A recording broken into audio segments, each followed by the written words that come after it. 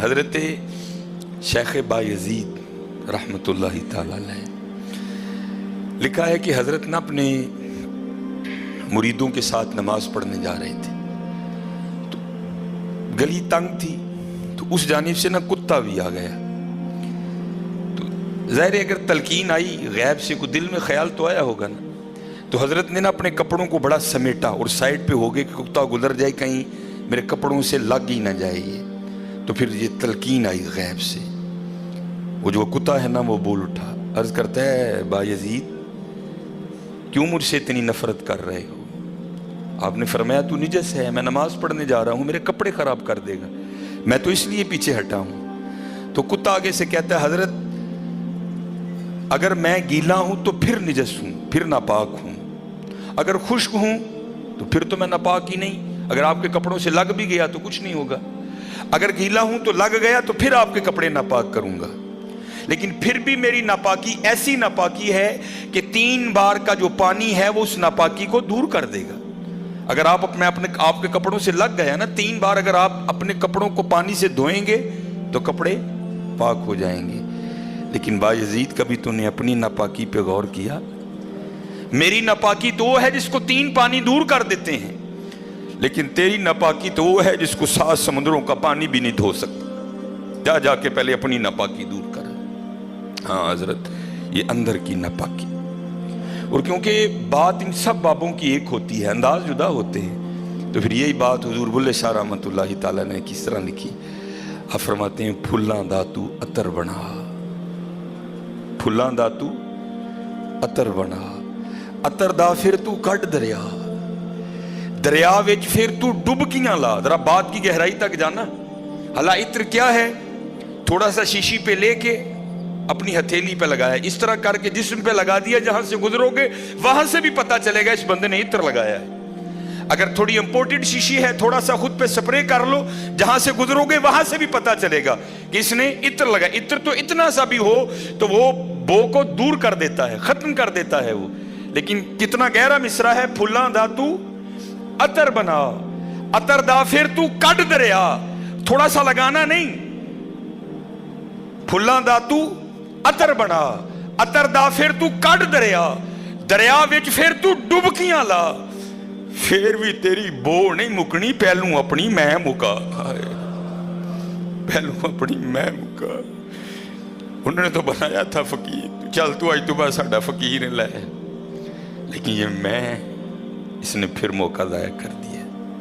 میں حضرت پھلاں دا تو عطر بنا, عطر دا پھر تو کٹ دریا, دریا وچ پھر تو ڈبکیاں لا, پھر بھی تیری بو نہیں مکنی, پہلوں اپنی میں مکا.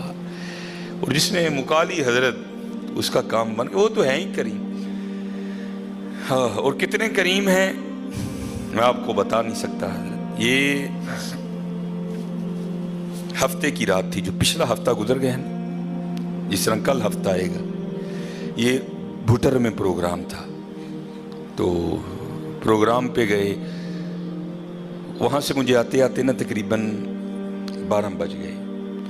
جب میں گھر آیا نا تو چھوٹا بیٹا میرا, سب سے چھوٹا ابراہیم, بڑا رو رہا تھا. تو ماں اس کو چپ کرانے کے لیے نا وہ ٹہل رہی تھی, اس کمرے سے اس کمرہ, اس کمرے سے اس کمرہ.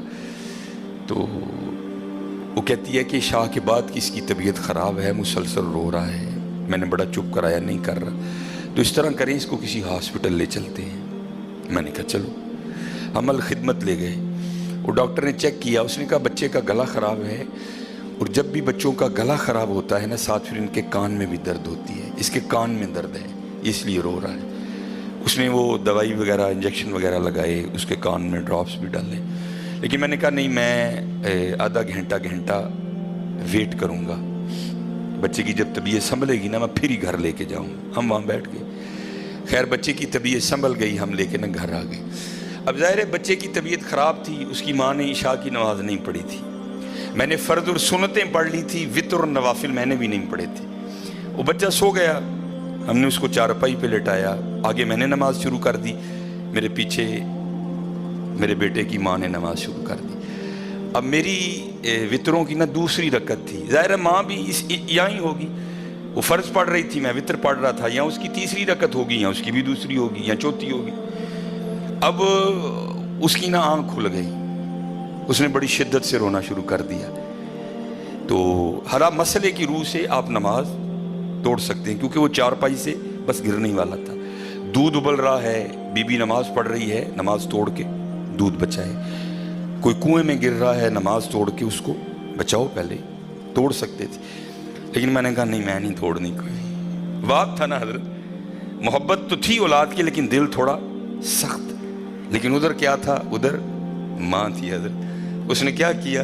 اس نے نماز توڑ کے نا بچے کو جا کے چارپائی سے اٹھا کے سینے سے لگا لیا. اب میں نے وتروں کی تیسری رکعت پڑھی تو میں مصلی پہ بیٹھ کے نہ میں رو پڑا. ہائے، نبی علیہ السلام نے کیا فرمایا کہ اللہ جل شانہ بندے سے 70 ماؤں سے بڑھ کے پیار کرتا ہے. یار اگر ایک ماں کی محبت یہ ہے تو پھر اس کی محبت کیا ہوگی؟